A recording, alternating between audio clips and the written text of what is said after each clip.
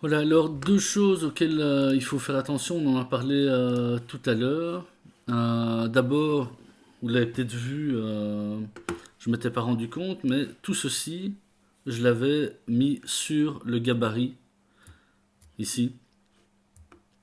Et donc c'est ce que je disais tout à l'heure à éviter. Donc toujours bien faire attention qu'on dépose du contenu sur nos pages quand ça doit être sur nos pages. Donc ici c'est typiquement un contenu qu'on ne va pas déposer sur un gabarit, hein. La deuxième chose, c'est ceci. Hein, donc s'il est écrit sans titre 1 avec une petite étoile, ben, ça doit faire sonner une petite alarme. Surtout je dis toujours qu'on a passé plus de 5 minutes dans un fichier, ben, on l'enregistre, hein. Là en l'occurrence, je vais l'enregistrer dans voilà, document, je vais l'appeler mise en page. Voilà. Je l'enregistre. Ça nous permettra de faire le test pour l'assemblage juste après. Alors, cette vidéo sera peut-être la dernière. J'essaie d'être assez un peu rapide comme ça. Voilà, comme ça on aura les pieds dans le logiciel. Mais après, vous prendrez le temps de découvrir tout ça aussi par vous-même, de chipoter un petit peu. Etc. Mais ou de chercher sur le web, on vous mettra peut-être l'une ou l'autre vidéo en plus sur des choses plus spécifiques. Mais l'élément important dont on doit parler maintenant, qui nous manque, c'est la gestion des images, hein, dans InDesign. Et c'est une des grosses forces, à mon sens, aussi d'InDesign. Et par rapport au logiciel qu'on connaît, qu'on utilise d'habitude. Ce dont on a parlé sont les choses importantes sont les styles de paragraphes et de caractères, les pages et les gabarits, la manipulation des blocs de texte, euh, c'est à peu près tout, le chaînage de blocs, les textes en débord, etc. Et ici pour les images, alors plusieurs manières d'amener une image dans notre document InDesign. Je crois qu'on peut faire un copier-coller tout simple, etc. aussi. Mais nous, ce qu'on va faire, c'est venir aller chercher ici fichier importer. Et là, je vais venir prendre une image, par exemple. Qu'est-ce que je vais prendre?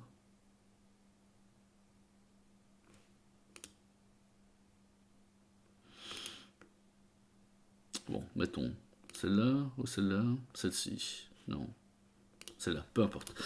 Voilà une image, et là on voit, tout à l'heure j'avais mon curseur qui était chargé de texte, et là il est chargé d'une image.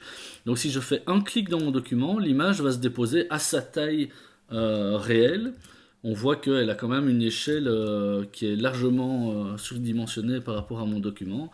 Alors je pourrais ici la redimensionner en appuyant bien sur Shift. Donc là c'est le contraire de Photoshop. Ne me demandez pas pourquoi. Et là, on va en parler dans 2 minutes. On voit que j'ai pas redimensionné mon image, mais j'ai redimensionné le contenant de mon image. Donc il faut toujours, que ce soit pour le texte, mais encore plus pour les images, bien avoir conscience qu'on a à la fois le contenant et le contenu. Ici, on est exactement dans le cas d'un masque d'écrêtage dans Illustrator.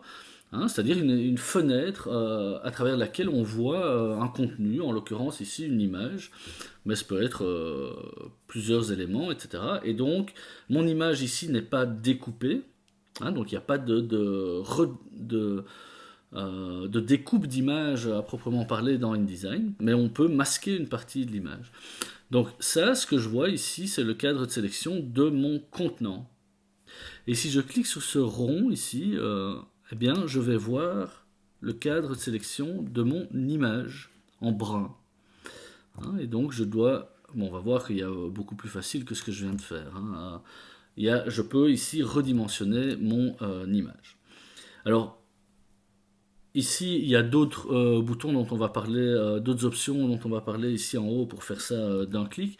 Mais il y avait encore plus simple, c'est qu'au moment où mon curseur est chargé de mon image, ben moi je peux tout simplement, plutôt que cliquer, faire un cliquer-glisser.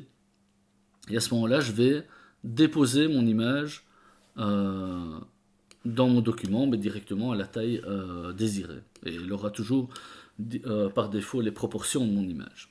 C'est pratique. Après, je peux venir, si je viens cliquer de nouveau sur ce disque, je sélectionne bien mon image et je peux venir la redimensionner dans son contenant, hein, et la replacer comme j'ai envie, comme ça par exemple. Ok. Le contenant d'une image, ben, de nouveau, c'est un tracé vectoriel que je peux aussi manipuler.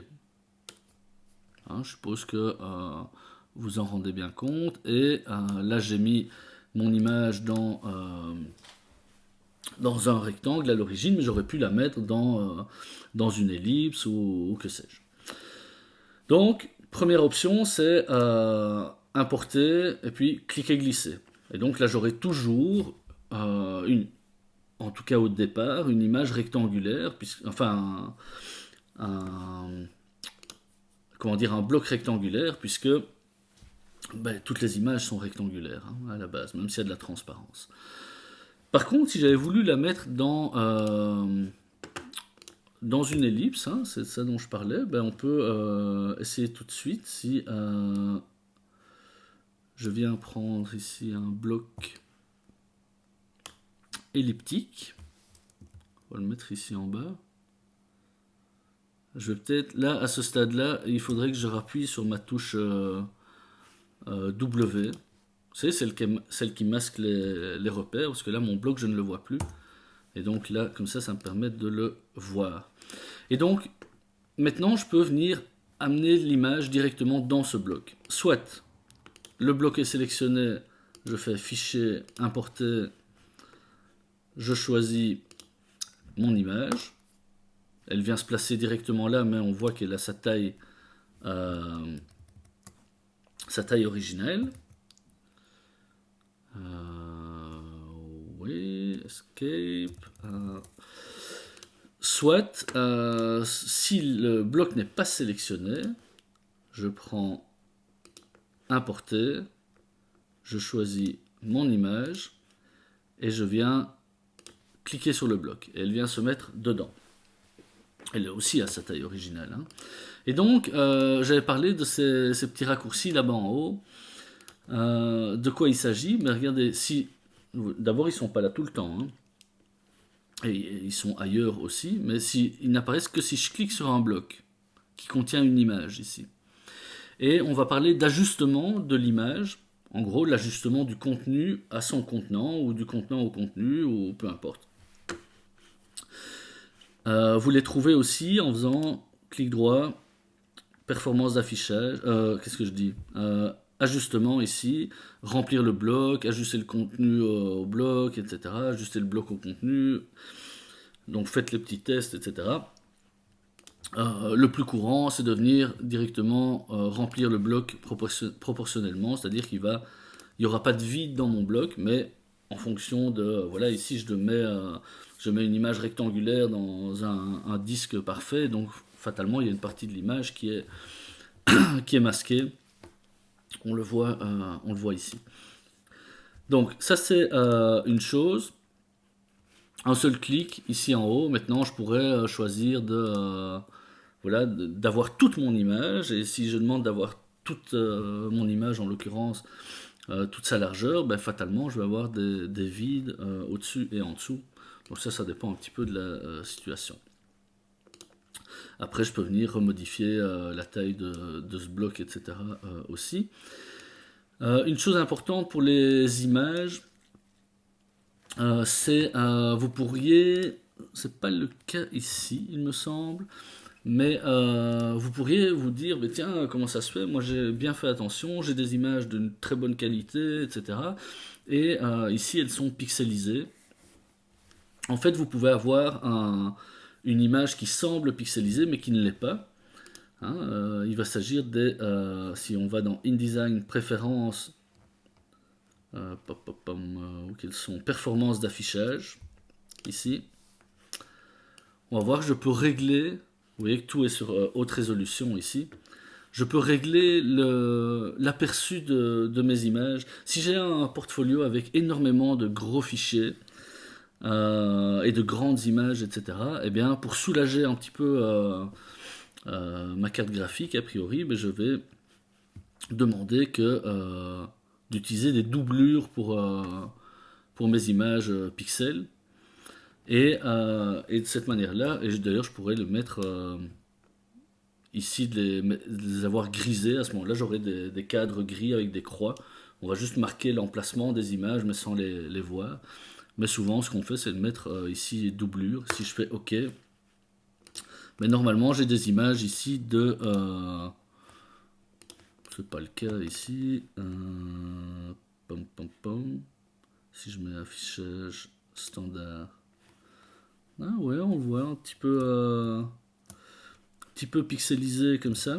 On va voir si j'ai une différence, si je mets qualité supérieure. Change rien. Bon. Normalement, vous pourriez vous retrouver devant, je sais pas pourquoi ici ça lui va, devant des images pixelisées qui en fait ne le sont pas. Normalement, vous devriez savoir hein, si votre image est de qualité suffisante ou pas. Hein. La question ne devrait pas se poser. Mais voilà pour le principe du bloc image. Maintenant, on peut aussi imaginer si j'avais... je vais zoomer un petit peu ici. Hop. Voilà, voilà. Voilà. Donc là, j'ai une série de 5 blocs. Et je pourrais venir ici faire importer et choisir 1, 2, 3, 4, 5 images. Je clique sur ouvrir. Et donc j'ai bien mon curseur qui est chargé de 5 images. Et je viens faire clic, clic, clic, clic, clic. Elles viennent se poser dans les blocs. Après, je sélectionne tous mes blocs. Je demande ici qu'ils soient remplis proportionnellement. Et tac, j'ai toutes mes images qui sont placées en 2 temps 3 mouvements. Bon, là, avec des ellipses, mais ça pourrait être avec d'autres formes customisées que vous tracez vous-même. Donc, tout tracé vectoriel fermé peut contenir une image. Hein. Donc ça c'est important de toujours le garder à l'esprit. Et voilà, après ça dépend des images que vous choisissez, de votre mise en page, des blocs que vous dessinez, etc. Ce qu'on a devant les yeux ici n'est pas particulièrement intéressant.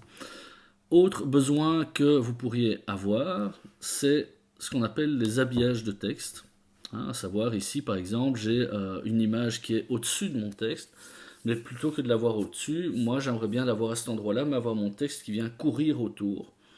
Et à ce moment-là, eh bien, on va parler d'habillage de texte. Vous retrouverez ces petites icônes à droite à gauche dans InDesign. Vous avez une fenêtre dédiée, fenêtre habillage de texte, ici.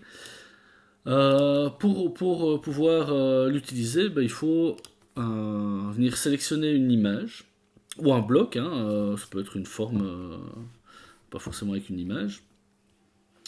Et là, je vois que je suis sur l'icône sans habillage. Je peux venir cliquer sur, on peut essayer avec cette première ici, habiller le cadre de sélection. C'est pas celle-là qu'on va utiliser pour ceci, mais et donc là, il va utiliser le cadre bleu carré que j'ai autour de mon disque.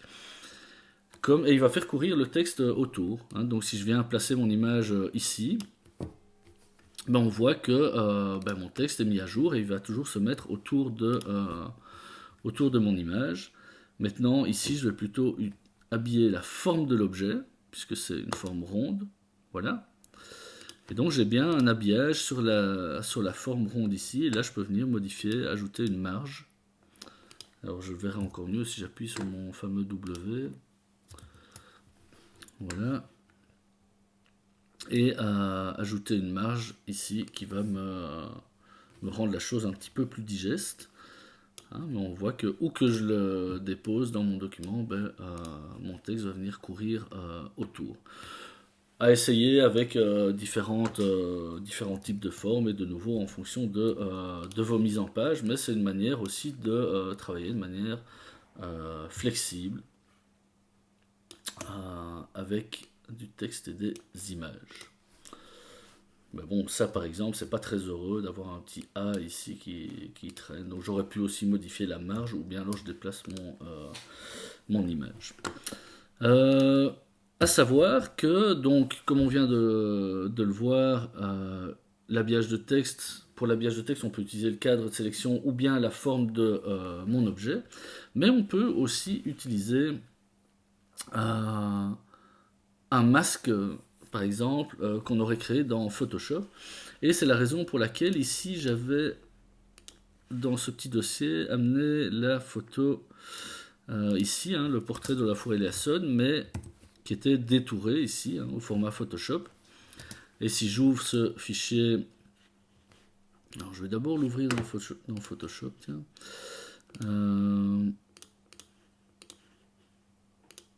Comme ça, vous voyez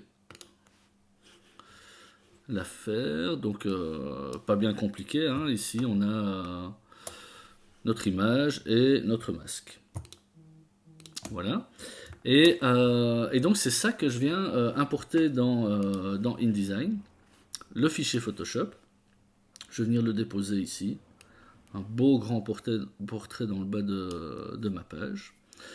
Et là aussi, j'aimerais bien que mon texte il vienne courir autour de Olafur Eliasson. Maintenant, je pourrais venir refaire un tracé, sans faire dans le détail, hein, mais vraiment faire un tracé un peu brut, là où je veux que mon texte se place, et je viens fermer cette forme vectorielle, et je mets l'habillage de texte sur cette forme, et non pas sur l'image. Mais ici, en fait, il se fait que si je clique sur l'image, et que dans... eh bien, l'ami... Ah oui, évidemment. Donc, je clique sur l'image, puis je viens sur habiller la forme de l'objet. Ok, mon objet, en l'occurrence, c'est un objet rectangulaire. Hein, là, ici, c'est toujours une image rectangulaire. Et là, dans les options d'habillage, je viens... dans les options de contour, plutôt, chercher la couche alpha de Photoshop. La couche alpha, c'est votre masque. Hop. Je viens cliquer là-dessus, et là, je vois qu'il a utilisé, c'est une manière un peu...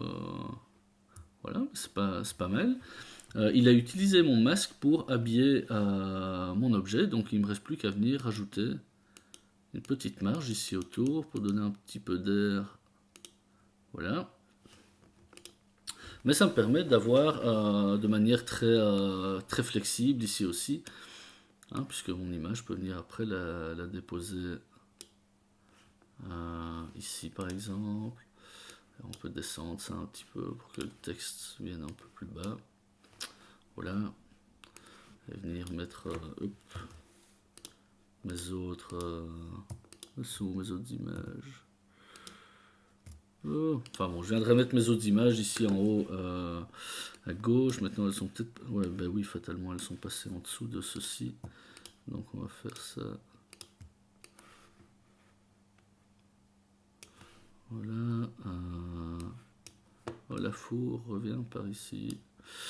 Voilà, tac. Et voilà, ceci on peut le mettre là, on a compris le principe. Et voilà. Mais donc ça c'est quelque chose qui peut être assez intéressant aussi. Donc pensez aussi à ce que vous avez déjà produit, par exemple dans Illustrator et Photoshop, et que vous pouvez réexploiter dans InDesign.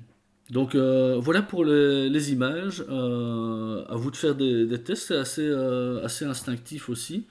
Donc pour rappel, même si ma démo ici a fait un peu plouf, les performances d'affichage qui nous permettent de choisir si on veut des versions un peu allégées des images, où on va voir des images un peu pixelisées, ou des versions haute définition au moment où on exporte notre fichier, on aura toujours les images en bonne qualité, si on imprime ou qu'on exporte un PDF, et on ne va de toute façon pas modifier la qualité de notre image sur le disque, hein. Donc c'est vraiment qu'une question d'aperçu. Donc les performances d'affichage, les habillages de texte, et alors le principe des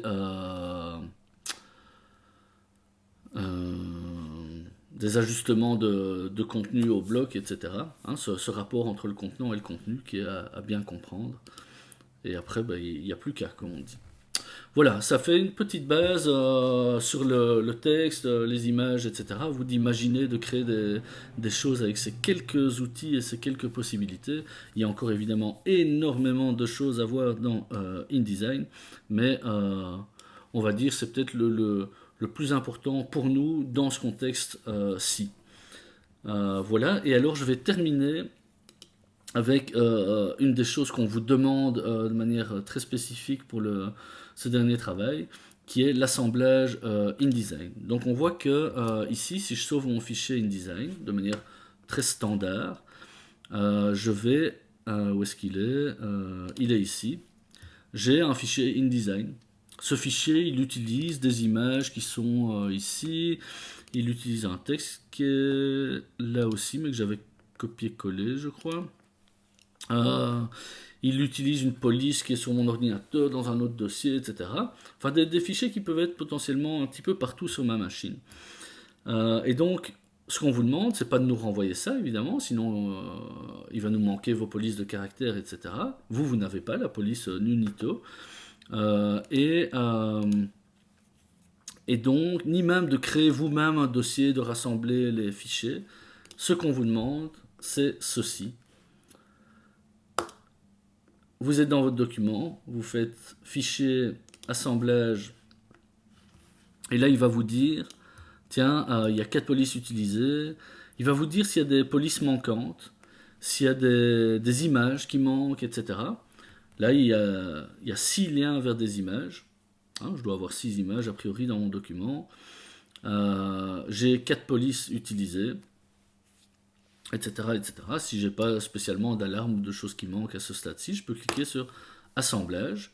Là, je vais choisir un nom pour mon dossier, mon travail, voilà, et je vais choisir un emplacement. Je vais le mettre dans document. Ok. On va demander de copier les polices. On va laisser tout ça par défaut. Alors, on laisse bien inclure le PDF puisque c'est quelque chose qu'on vous demande. C'est de nous donner aussi un PDF. À quoi ça va nous servir? Ça va nous servir à avoir un aperçu fiable de ce que vous avez voulu faire, même s'il vous manque les polices, parce que votre PDF, il va inclure tout ça. Mais donc InDesign va le créer pour nous. Et alors le fichier IDML, ça c'est pour des versions précédentes d'Illustrator, de InDesign, mais a priori, nous on sait ouvrir vos fichiers. Et donc je vais cliquer ici sur assemblage. Alors il va me mettre un petit avertissement parce que dans cet assemblage je copie des fichiers de police et j'ai pas forcément les licences pour distribuer ces polices, et donc il me met, ben voilà, attention, soyez sûr d'être en accord avec de faire ce que vous avez le droit de faire. On s'en inquiète pas trop ici et on clique sur OK. Là vous aurez peut-être ce type d'alerte.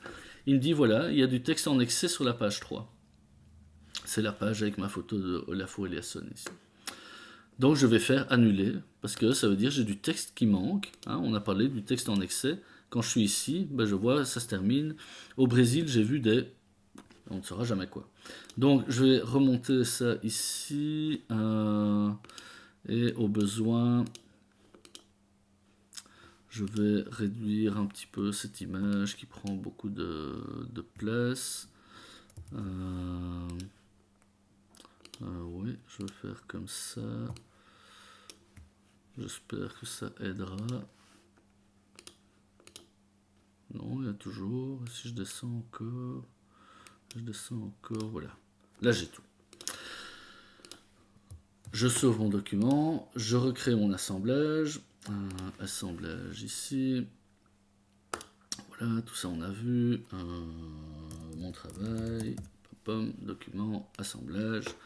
Ok. Et là, il me crée mon assemblage. Ça, je peux fermer mon document. Et si je vais dans ici mes documents, je vois, j'ai un dossier mon travail. Et dans ce dossier, j'ai mon fichier InDesign. J'ai mon fichier IDML. Voilà, pourquoi pas. J'ai mon PDF. Alors ici, il est tout blanc parce que j'ai laissé plein de pages blanches, mais sinon, tout est là. Donc c'est un fichier PDF qui est autonome, hein, on va dire. J'ai un dossier Document Fonts dans lequel InDesign est venu lui-même rassembler, réunir toutes les polices nécessaires pour mon document. Donc n'importe qui va recevoir ce dossier va ouvrir le fichier InDesign, aura tout ce qu'il faut. Et dans Links, il y a toutes les images utilisées dans le document. Et donc une fois que vous avez ceci, vous faites ça. Compressez votre assemblage. Hein, sur Windows, ce sera ajouté à l'archive ou quelque chose comme ça. Et vous nous envoyez ce zip. Donc c'est bien un assemblage zippé qu'il faut nous envoyer, qui va contenir tout ça. Et puis alors à côté, il y aura la maquette de votre travail. Mais pour tout ça, je vous renvoie au briefing sur Digital Lab et à la vidéo de Serge. Voilà. J'espère qu'il y a, en tout cas, il y a déjà quelques petites choses pour commencer à travailler et à imaginer des choses. Je vous souhaite bon travail et portez-vous bien et à bientôt.